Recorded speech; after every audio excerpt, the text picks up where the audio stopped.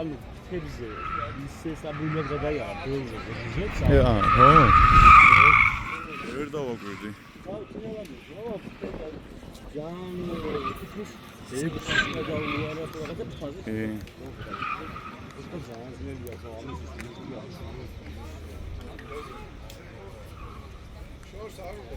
აი ტრეკი ტურბო ყავს